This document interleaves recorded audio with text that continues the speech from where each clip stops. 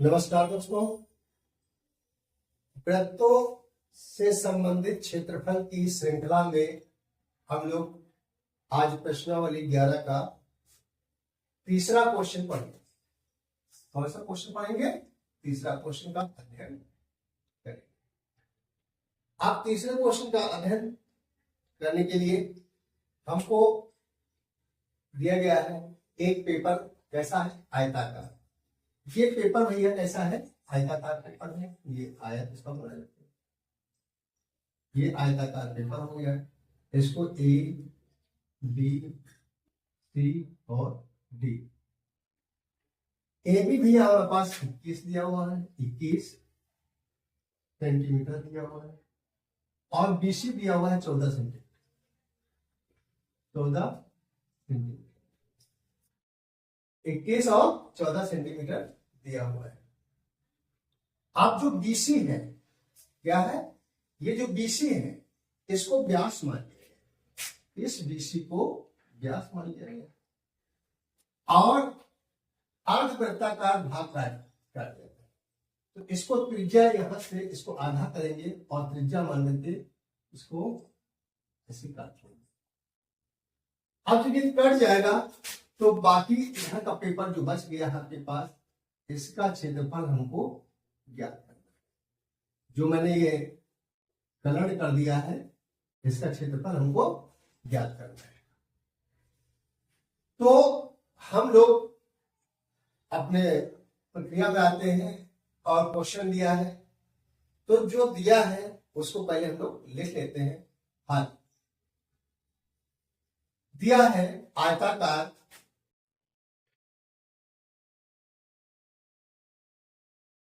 Paper की लंबाई आपके पास दी हुई है 21। ये है आपके पास ए बी बराबर 21 सेंटीमीटर। अब आयताकार पेपर की चौड़ाई, आयताकार पेपर की चौड़ाई, यह आपके पास बीसी बराबर 14 सेंटीमीटर दिया हुआ है। कितना दिया हुआ है? 14 सेंटीमीटर। अब इसको व्यास मान लिया गया, जैसे ये पूरा हो जाए और ये हमारे पास व्यास हो जाए। तो व्यास हमारे पास जो है 14। तो त्रिज्या निकालने के लिए तो अर्धवृत्त की त्रिज्या, अर्धवृत्ताकार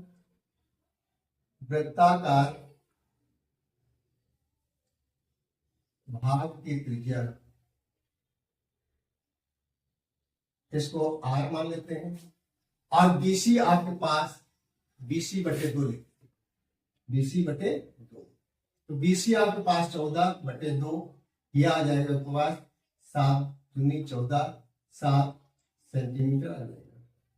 ये हमारे पास भैया त्रिज्या निकल के आ गई। ये हो गई हमारे पास आर।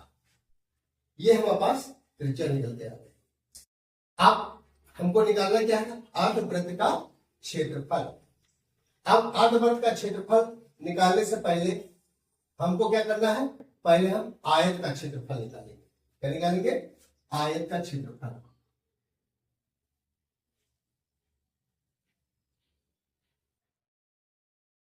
आयत का क्षेत्रफल ये भैया होता है लंबाई गुणे चौड़ाई। तो लंबाई भैया हमारे पास 21 दिया हुआ है, चौड़ाई हमारे पास 14 दिया हुआ है।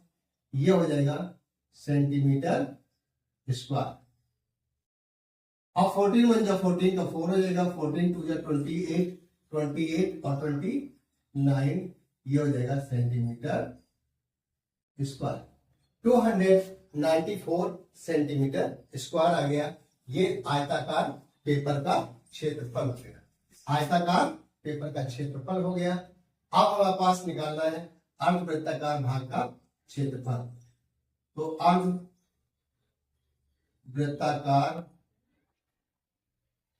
भाग का क्षेत्रफल, इसको निकालने के लिए भैया आपके पास क्या होता है? वृत्त क्या होता है? ये वृत्त है, तो वृत्त का क्षेत्रफल होता है पाई आर स्क्वायर। अब इसको यदि हम आधा कर देंगे तो आधा कर देंगे, इसीलिए हम लोग पाई आर स्क्वायर, इसको जब आधा करेंगे तो हमारे पास पाई आर स्क्वायर हो जाएगा। तो ये हमारे पास पाई आर स्क्वायर हो गया। अब यहाँ पर पाई की वैल्यू 22/7 रखी इंटू आर की वैल्यू आपके पास 7 है, तो 7 इंटू 7 और आपके पास 2 था, 2 7 से 7 कट गया, 2 से 11 कट गया। अब ये आपके पास 11 इंटू 7 आ गया। अब हो गया 77 सेंटीमीटर स्क्वायर। हमको निकालना था शेष पेपर का क्षेत्रफल, जो ये भाग बचा हुआ है इसको काट लिया गया। अब ये भाग हमारे पास जो कलर्ड है उसका हमको क्षेत्रफल निकालना है। तो अब वृत्ताकार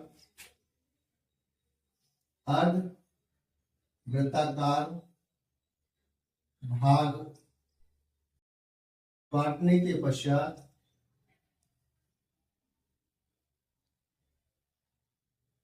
शेष पेपर का क्षेत्रफल, तो यहां लिख लेंगे पेपर का क्षेत्रफल आयताकार पेपर का क्षेत्रफल माइनस अर्धवृत्ताकार भाग का क्षेत्रफल। तो आयत का क्षेत्रफल भैया हमारे पास कितना था, 294 था, यहाँ पर 294 माइनस ये 77, इसको सब्ट्रैक्ट कर दीजिए। अब 4 से 7 गया तो 14 में साथ गया 7, यहाँ बचा 8 में साथ गया 1 और 217 आ, कितना आ गया 217 आ गया सेंटीमीटर स्क्वायर। यही आपके पास आंसर हो गया। तो इस प्रकार से ये आपके पास आंसर आ गया। यदि आपको ये समझ में आ गया है तो इसको नोट कर लीजिए, स्क्रीनशॉट ले लीजिए, अपने दोस्तों को शेयर करने से पहले इसको सब्सक्राइब कर लीजिए, जिससे हमारे और भी क्वेश्चन आपको समय से मिलते रहिए। और धन्यवाद।